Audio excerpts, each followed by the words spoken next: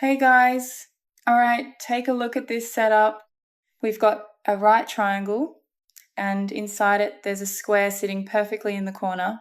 The question asks to find the area of that square. So take a second, pause the video and see if you can solve it on your own. No rush. This one is all about seeing the geometry the right way. All right, let's walk through it together.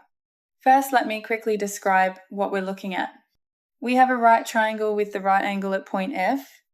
The horizontal side is labelled W, the vertical side is labelled H, and the hypotenuse is split into two pieces, one of length 20 and one of length 15. Inside the corner at F, we place a square with side length S. That square touches both legs of the triangle, and its top corner lands exactly on the hypotenuse. Now here's the key idea: similarity of triangles.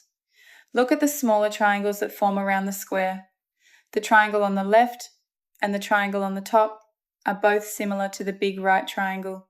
Because of that, the ratios of their sides have to match. From the hypotenuse labels, we can read off a ratio right away. The full hypotenuse is 20 plus 15, so 35.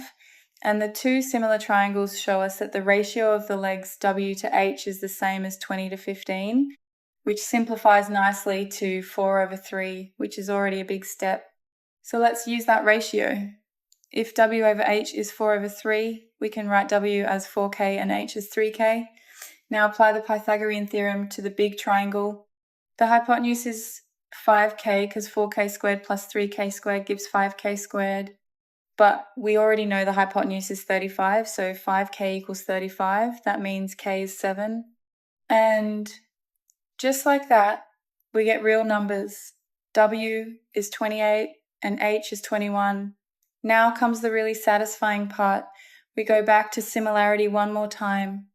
Look at the triangle formed by the square and compare it to the big triangle. The ratio of H to W must equal the ratio of S to W minus S. That gives us a clean equation. H times W minus S equals W times S. Rearrange it a bit and you get HW equals S times H plus W.